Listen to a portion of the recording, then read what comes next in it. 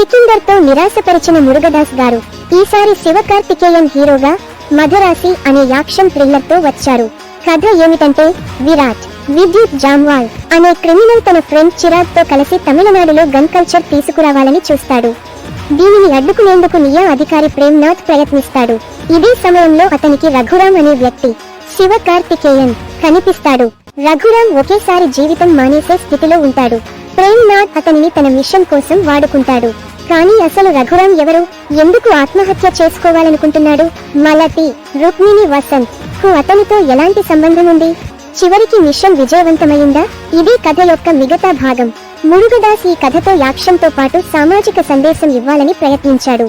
Director Murugadoss hero పాత్రను చాలా ఆసక్తికరంగా డిజైన్ చేశారు. శివకార్తికేయన్ తన నటనతో బాగా ఆకట్టుకుంటాడు. ముఖ్యంగా ఫస్ట్ హాఫ్ లో బ్యాక్ స్టోరీ బాగుంది. సీరియస్ సన్నివేశాల్లోనూ కామెడీ తెప్పించే శివ టైమింగ్ ఆకట్టుకుంటుంది. బిజు మీనంతో ఉన్న సీన్స్ ఫన్నీగా వర్కౌట్ అయ్యాయి. రుక్మిణి వసంత్ కూడా తన పాత్రను నెగ్గా చేశారు. కథ కాన్సెప్ట్ బాగున్నా స్క్రీన్ ప్లే బలహీనంగా ఉంది. కొన్ని చోట్ల గజని, తుపాకీ సినిమా వాసన వచ్చినా ఆ మేజిక్ రిపీట్ కాలేదు. యాక్షన్ బ్లాక్ స్టైలిష్ గా ఉన్న సీన్ కు అంతగా బిల్డప్ లేదు. సెకండ్ హాఫ్ లో కథ మునుపటి నుంచే తెలిసిపోతున్నట్టు అనిపిస్తుంది.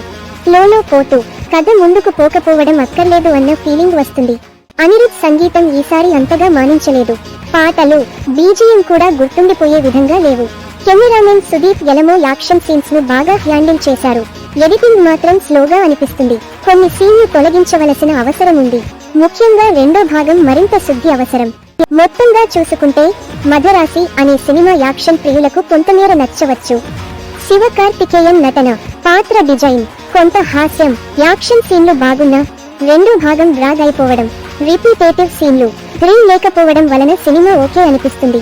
పెద్దగా అంచనాలు లేకుండా చూస్తే బాగుంటుంది.